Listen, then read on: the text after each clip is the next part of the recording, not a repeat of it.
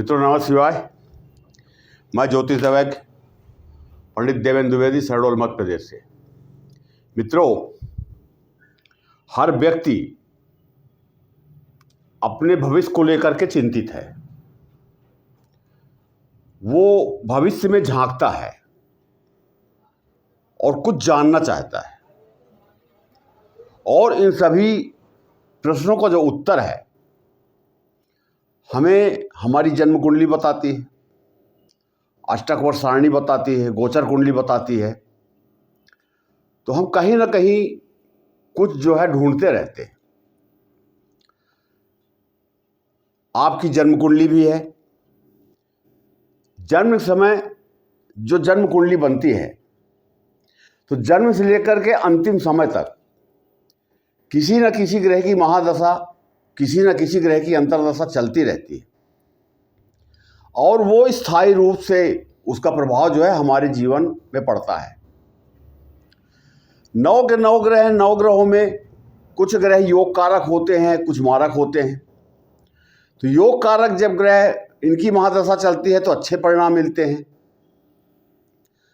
मारक ग्रहों की महादशा अंतर्दशा चलती है तो समस्याएं आती हैं। ये दोनों ग्रह जो हैं अलग अलग हैं। ये विश्लेषण जो है चंद्र राशि पर आधारित है, और इस माह दिसंबर में, वर्ष का आखिरी माह, इस माह सूर्य, मंगल, शुक्र, बुध, गुरु, कई ग्रह जो है राशि परिवर्तन कर रहे हैं गोचर में। उसका प्रभाव मीन राशि के जो जातक हैं उनके जीवन में कैसा होगा, एक एक ग्रह की मैं बात करूंगा आपसे। पर आप अपनी लग्न कुंडली भी उठा लें, और लग्न कुंडली में किस ग्रह की महादशा अंतर्दशा चल रही है ये देख लें, और लग्न राशि के अनुसार गोचर कुंडली को मिलाकर के देखें।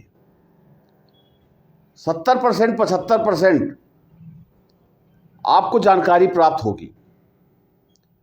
और कोई ग्रह यदि समस्या देने वाला है, उसके लिए छोटा छोटा मंत्र जाप करके, छोटे छोटे उपाय करके हम उससे भी मुक्ति पा सकते हैं या समस्याओं को कम कर सकते हैं। चलिए आते हैं विषय पर। 9 के 9 ग्रह। सबसे पहले हम सूर्य की बात करते हैं। सूर्य देव का गोचर जो होता है 1 महीने का होता है।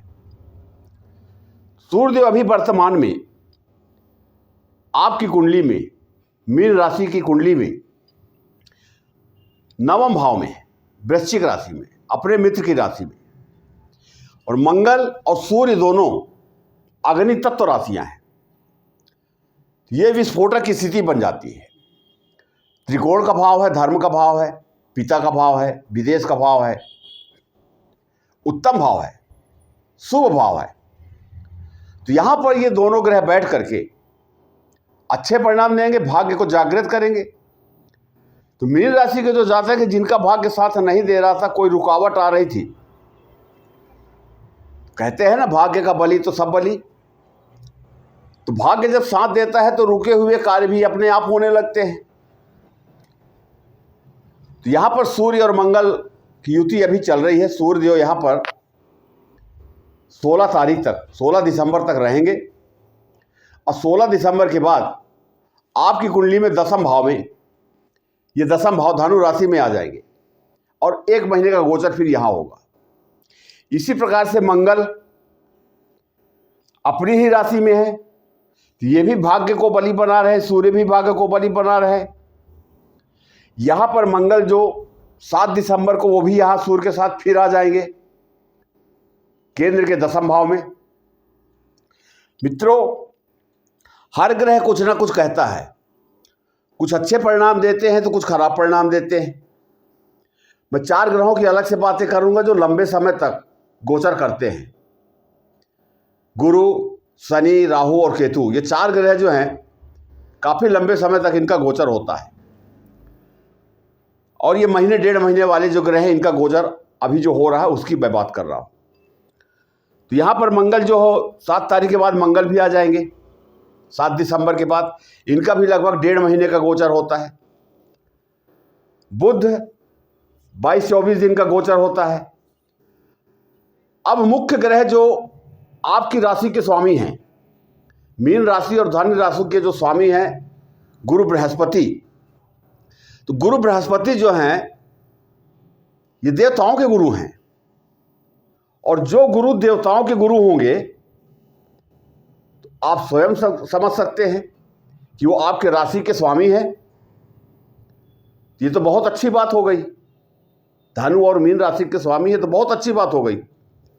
तो गुरु का भी मार्गदर्शन मीन राशि के जातकों को हमेशा मिलता है। मीन राशि के जातक इसीलिए भावुक होते हैं,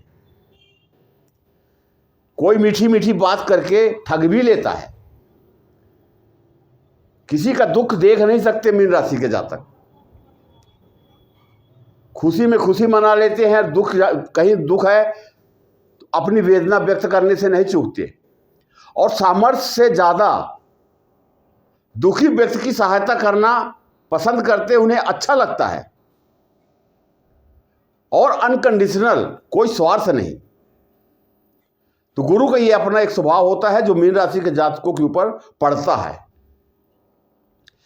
अब गुरु जो हैं 19 अक्टूबर 2025 को मिथुन राशि आपके चौथे भाव से, 3 लिखा हुआ है मिथुन राशि, आपके चौथे भाव से निकल करके कर्क राशि में पंचम भाव में चले गए थे।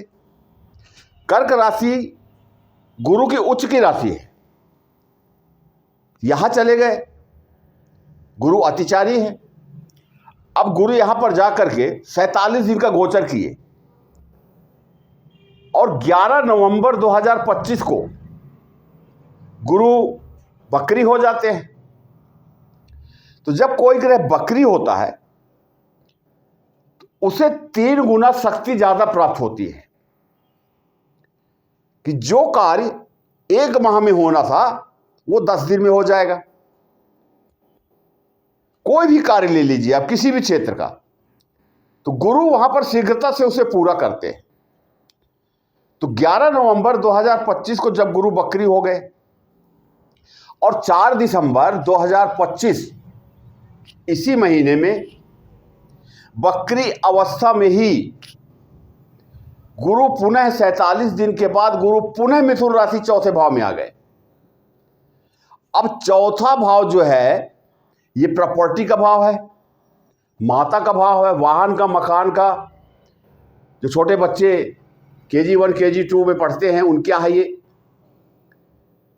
ऐसी स्थिति में गुरु यहां पर जो काम छोड़ के गए थे, जो कार्य का मतलब मेरा कि मीन राशि के जातक जो मकान लेना चाहते थे, वाहन लेना चाहते थे, जो लोग प्रॉपर्टी डीलिंग का काम करते हैं, जमीन खरीदना बेचना, उनके लिए तो जो काम थोड़ा सा रुक गया था उसे पूर्ण करेंगे अब गुरु।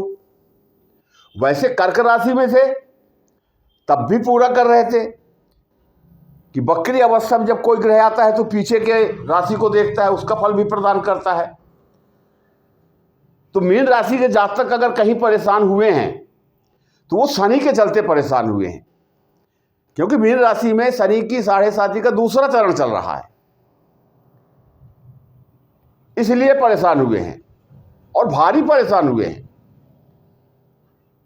तो उस समस्या से जो निदान मिला, जो आगे आपकी समस्याएं जो कम हुई या समाप्त हुई, उसमें भी गुरु की कृपा थी, क्योंकि शनि महाराज भी गुरु की राशि में, गुरु के नक्षत्र में गोचर थे। गुरु के श्री चरणों में शनि महाराज समर्पित थे, तो समस्याएं कम आ रही थी। यह भी एक बहुत अच्छी बात है। तो गुरु 4 तारीख को पुनः यहां पर आ गए, तो शेष बचे हुए जो कार्य हैं निश्चित रूप से ये पूर्ण होंगे गोचर के अनुसार, ये मैं कह सकता हूं। गुरु की अपनी दृष्टियां भी हैं, 3 दृष्टियां हैं गुरु की, 5वीं, 7वीं और 9वीं। तो गुरु की जो दृष्टि होती है वो अमृत जैसे होती है, अमृत तुल्य है। जहां पर गुरु की दृष्टि पड़ती है, जिस राशि पर पड़ती है, वो भाव भी जागृत होता है और वो राशि भी प्रसन्न होती है, गंगा जल की तरह पवित्र हो जाता है। अशुभ ग्रहों के ऊपर अगर गुरु की दृष्टि पड़ती है तो अशुभ ग्रह भी अशुभता छोड़ देते हैं। शुभ परिणाम दें या न दें, पर अशुभता छोड़ देते हैं। तो गुरु की दृष्टि इतनी महत्वपूर्ण होती है। गुरु की दो राशियां, धनु राशि और मीन राशि, इसको भी प्रभावित करते हैं। गुरु की दृष्टि जहां पड़ती है उसको प्रभावित करते हैं, और गुरु जिस राशि में गोचर कर रहे हैं उसको भी प्रभावित करते हैं। तो गुरु की सबसे पहले 5वीं दृष्टि अष्टम भाव में पड़ रही है। अष्टम भाव जो है, जमीन से गड़ा हुआ धन। अब बहुत से लोग फोन करके ये पूछते हैं कि गड़ा हुआ धन क्या है। तो गड़ा हुआ धन से तात्पर्य मेरा ये नहीं है कि मैं आपको ये कहने जा रहा हूं कि कोई गुंडी मिलेगी, कोई हंडी मिलेगी, उसमें सोने के चांदी के सिक्के भरे मिलेंगे, आपको प्राप्त होगा। जी नहीं। जमीन में गड़ा धन का मतलब है आयरन ओर है, बॉक्साइड है, कोयला है, हीरा है, सब कुछ तो जमीन से प्राप्त होता है। ये है गड़ा धन। तो जो लोग माइनिंग का काम करते हैं, खनन का काम करते हैं, उन्हें भी अच्छे परिणाम मिलेंगे, जो मीन राशि के जातक है। दूसरी दृष्टि गुरु की अपनी ही राशि में दसम भाव में पड़ रही है, और ये लंबे समय तक पड़ेगी। ये महीने 2 महीने नहीं है, ये 4 दिसंबर के बाद अभी और आगे जाएगा। तो ये धनु राशि पर पड़ रही है, तो गुरु की अपनी ही राशि पर दृष्टि पड़ रही है, तो ये तो बड़ी अच्छी बात है। भाव भी पवित्र है, दसम भाव कर्म क्षेत्र का भाव है। राजनीति का, सोशल स्टेटस, सामाजिक प्रतिष्ठा हमारी कितनी बनेगी, क्या होगा, कैसे होगा।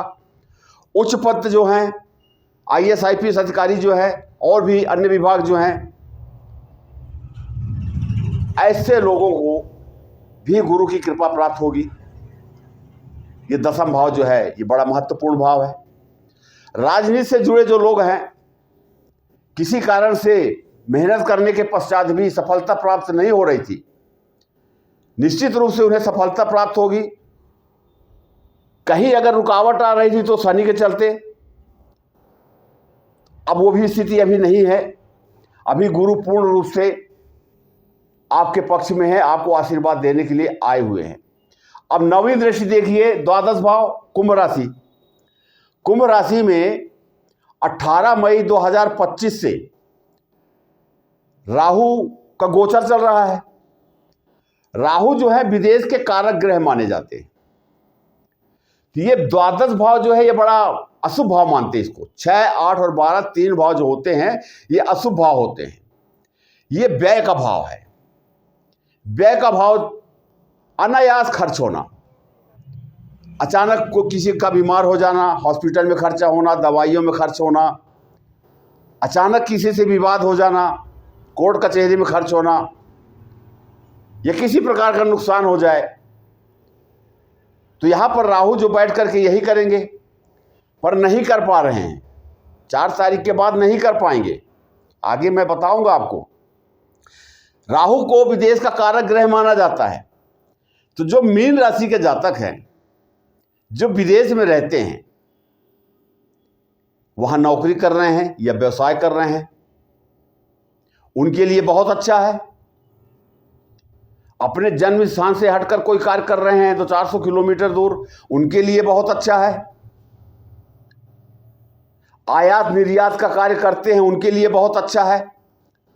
तो राहु उनको सपोर्ट करेंगे। लेकिन अगर अशुभता की बात आती है तो राहु द्वादश भाव में बैठ करके खर्च भी दिखाते हैं, भयंकर खर्च दिखाते हैं, जो मैंने आपको बताया। लेकिन गुरु की 9वीं दृष्टि पड़ने के कारण गुरु की जो अशुभता है, राहु की जो अशुभता है, वो अशुभ फल देने में शांत हो गए। फल तो देंगे पर कम। कोई भी ग्रह अपना स्वभाव नहीं बदलता, कम ज्यादा हो सकता है।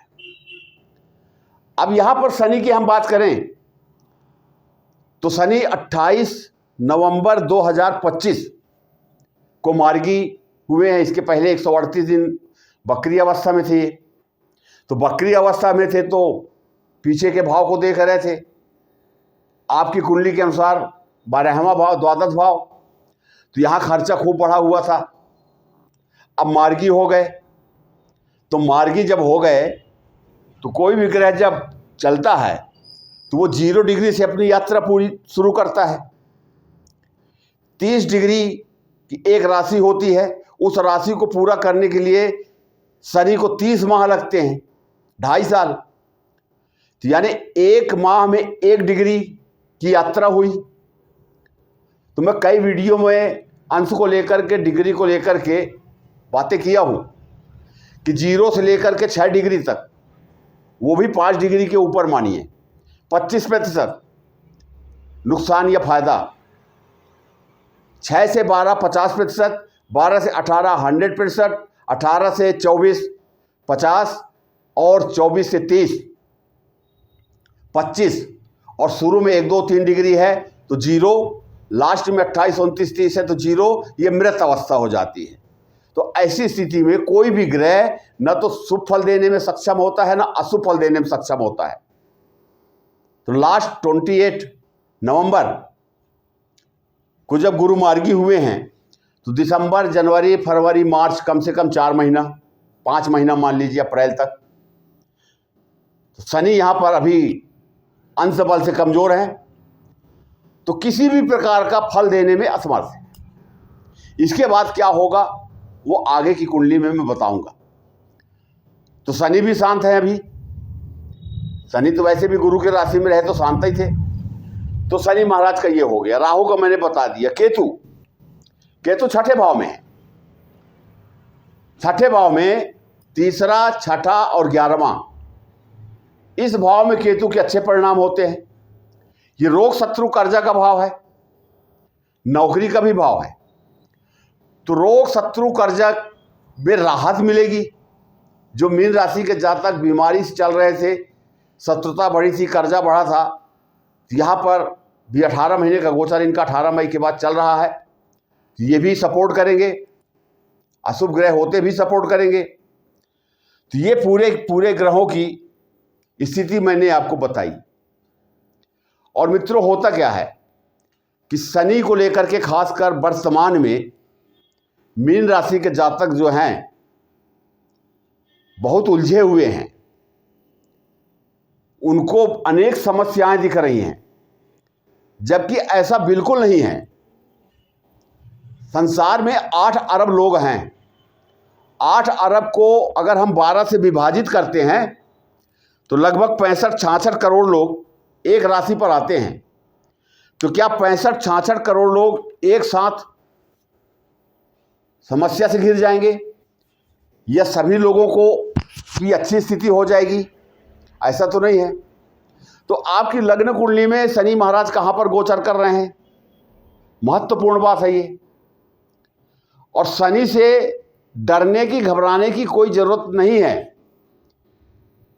कुछ वीडियो में देखता हूँ जिसमें बड़ा भय दिखता है, तो डरने की ज़रूरत नहीं है। शनि महाराज न्यायमूर्ति हैं, दंडाधिकारी हैं। हमारे द्वारा किए गए जो जन्म जन्म के संचित कर्म हैं, जो हमें इकट्ठा लेकर के इस जन्म में आए हैं, मनुष्य रूप में आए हैं, उन्हीं कर्मों का फल शनि महाराज देते हैं। अच्छे कर्म होंगे तो अच्छे फल प्राप्त होंगे, और बुरे कर्म हैं तो बुरे फल प्राप्त होंगे। दोनों स्थितियां हैं। इसीलिए जितने भी मीन राशि के जातक हैं, सबका भाग्य अलग अलग है, सबकी कुंडली अलग अलग है। शनि महाराज अन्याय नहीं करते, न्याय ही करते हैं। शनि को दुख का कारक ग्रह माना गया है। दुख का कारक ग्रह कैसे? मैं तो ये कहूँगा कि दंड का कारक ग्रह, कि हमसे किसी भी जन्म में किसी भी प्रकार की कोई भी गलती हुई है तो हमें दंड मिलना चाहिए। तो जब शनिदेव हमें दंड देते हैं तो हमें पीड़ा होती है, दुख होता है, तकलीफ होती है। तो इसलिए शनि को दुख का कारण माना जाता है। और जिसे शनि महाराज सब कुछ दे रहे हैं, उसका जीवन सुखमय मंगलमय कर रहे हैं, चाहे और विकास हो रहा है, तो क्या उसे दुख दे रहे हैं? उसे तो सुख दे रहे हैं। तो दुख का कारण ये है। और सत्यता ये है कि जब तक समस्याओं से व्यक्ति नहीं घिरता, कोई समस्या जीवन में नहीं आती, तब तक हमारे जो भाव हैं वो किसी देवी देवता के प्रति, किसी ग्रह के प्रति प्रकट ही नहीं होते। हमारा भाव ही जागृत नहीं होता। इसीलिए कहा जाता है कि दुख में सुमिरन सब करे, सुख में करे न कोई। और जो सुख में सुमिरन करे तो दुख काहे का होए। तो दुख न आए, वर्तमान में हमारा जीवन सुखी है, अपने आप को संबंधित ग्रहों से, संबंधित देवी देवताओं के श्री चरणों में समर्पित रखना चाहिए। आप जिसे भी मानते हैं मानिए। राम को मान रहे हैं, कृष्ण को मान रहे हैं, शनि को मान रहे हैं, हनुमान जी को मान रहे हैं, जहां आपकी भावना है, सब एक ही हैं। लेकिन अपने दिनचर्या को एक सा रखें। अच्छा समय आने पर सब कुछ भूल न जाएं। हमारे ऊपर भी कोई है जो देख रहा है। इसलिए मैंने कहा कि यदि समस्या है या नहीं है, दोनों स्थितियों में शनि मंत्र का जाप कर लेना चाहिए, शनि से प्रार्थना करते रहनी चाहिए। हमें खुद भी नहीं मालूम कि किस जन्म में कौन से कर्म हमसे बिगड़ गए हैं जो वर्तमान जीवन में हमारे दुख का कारण है। उसी के लिए हम प्रार्थना कर लें कि प्रभु अभी तक का जीवन हमारा अच्छा था, आगे भी आपकी कृपा बनी रहे, ऐसी मेरी प्रार्थना है। और जीवन को संचालित करने में जितना योगदान शनि का है, किसी का नहीं है। हमारे रक्त में, हमारे हड्डियों में, पूरे शरीर में शनि का प्रभाव है। ये छोटी सी जानकारी आप तक पहुंचाने का प्रयास किया हूं। अगर वीडियो अच्छा लगा हो आपको, इसे लाइक कर दीजिए, सब्सक्राइब कर दीजिए, अपने ग्रुप में शेयर कर दीजिए, घंटी के बटन को दबा दीजिए, आल को सेलेक्ट कर लीजिए। आप अपनों की या किसी की जन्म कुंडली दिखाना चाहते हैं, ज्योतिषी परामर्श चाहते हैं, तो दिए गए व्हाट्सएप नंबर में अपना नाम, जन्म तारीख, जन्म समय, जन्म स्थान, जिला और प्रदेश और देश। प्रदेश और देश इसलिए कि जो विदेश में हमारे परिवार के लोग हैं, उनको वहीं संतान की प्राप्ति हुई, ये मैसेज उनके लिए है। यहां तो ठीक है, प्रदेश तक डाल सकते हैं आप। मित्रों, कर्मों पर ध्यान दीजिए।